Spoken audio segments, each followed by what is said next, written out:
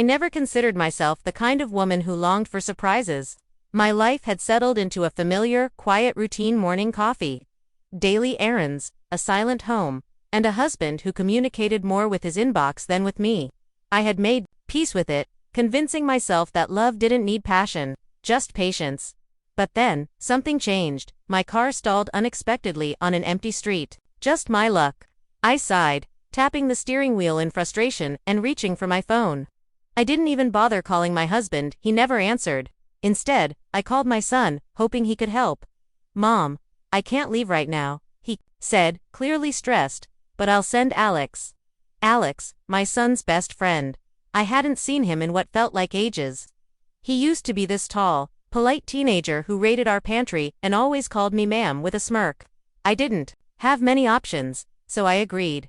15 minutes later, a sleek black car pulled up and out stepped Alex. But he wasn't the awkward kid I remembered. He was all grown up, now broad-shouldered, confident, undeniably attractive. His tousled dark hair and sharp jawline made me pause. I had to reconcile the memory of that boy with the man now standing in front of me. "Hey, Mrs. Hayes," he said with a familiar grin. "Need a ride?" I smiled, trying to ignore the odd flutter in my stomach. "Looks like it." Sliding into the passenger seat, I immediately sensed a shift. It wasn't just his appearance, it was the way he carried himself. The casual confidence. The way he occasionally glanced at me when he thought I wasn't looking. "It's been a while," he said, eyes briefly drifting over me before returning to the road. "It has," I replied, folding my hands in my lap. "You look, different," he chuckled. "Guess that's what growing up does." Our small talk flowed easily, but there was something underneath it, something unspoken. I was all too aware of the deep timbre of his voice, the way his fingers tapped the steering wheel, the faint scent of his cologne. I told myself I was just imagining things. At a red light, he turned to me. His gaze lingered. "You haven't changed at all." My heart skipped. I laughed awkwardly. "That's what happens when you hit a certain age, you just settle." His jaw tightened, but he didn't respond. The light turned green, and the rest of the ride was silent. When we got to my house, I reached for the door handle, but he stopped me. "You don't have to settle, you know." I turned, startled. There was something in his eyes I couldn't read. Something that made me hold my breath. "See you around, Mrs. Hayes," he said with an easy smile. But his expression held something deeper. I stepped out, heart pounding, not from the broken car, but from everything else. I told myself it was nothing. Just a moment, a passing thought, but I couldn't shake it. Days passed. I kept thinking about that drive, the way he looked at me, the weight behind his words. I told myself it was silly, he was just a kid, my son's friend. I was imagining things, and then it happened again. I ran into him at the grocery store, reaching for something high on a shelf when suddenly, a familiar voice came from behind me. "Need some help?" I knew it was him before I turned. My heart jolted. He smiled as he handed me the item. "Fancy seeing you here." I tried to act casual, but he was standing too close. His presence almost overwhelming.